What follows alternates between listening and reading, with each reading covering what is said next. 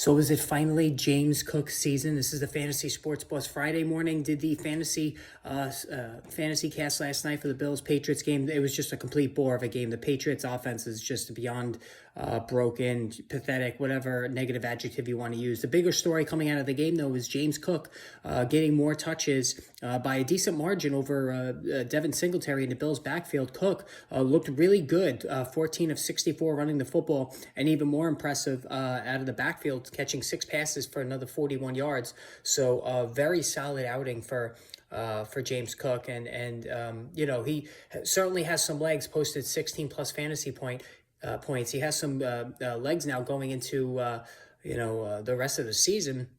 And, you know, we've been waiting for this since the Bills used the draft pick, a high draft pick on him in the last draft, thinking that he was going to take over from Singletary even earlier in the season. Because Singletary, let's face it, he's as boring as it gets. You know, he's a solid player, but he's not flashy at all. He is what he is. He's very low end running back 2 at best, just because he gets starters touches.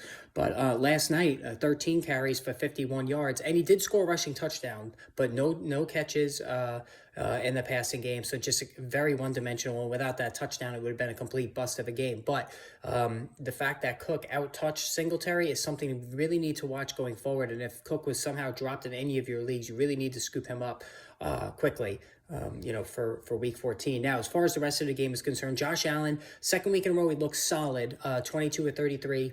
223 yards, 2 passing touchdowns. He did lose a fumble. So once again, turnovers continue to undermine him. Only had 20 rushing yards, so it wasn't like a vintage Josh Allen performance. And honestly, really, last week, Thanksgiving was the only blockbuster 30-plus Allen performance that we're used to seeing over the last, a month and a half. So, the overall point totals are still down with Allen. Is it the elbow? Who knows? Design of the offense to lessen hits on him? I don't know, but he's still not completely where he should be in terms of fantasy points.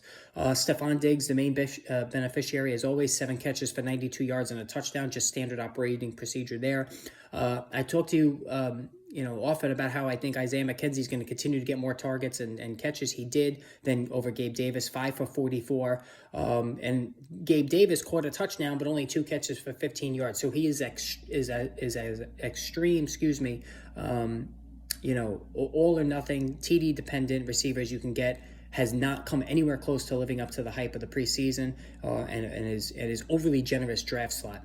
On the Patriots side, nothing really to talk about. Ramondre Stevenson, 10 for 54 rushing, added 6 for 24 in the receiving game to kind of sort of save his day, but it wasn't a great outing for him, and I expected a lot more. I expected 20 fantasy points. He didn't get there. Jacoby Myers, 3 catches for 22 yards, almost had a touchdown, took a hellacious hit, had to leave, get evaluated for a head injury. Just, if you started anybody on the Patriots, it was a long night for you.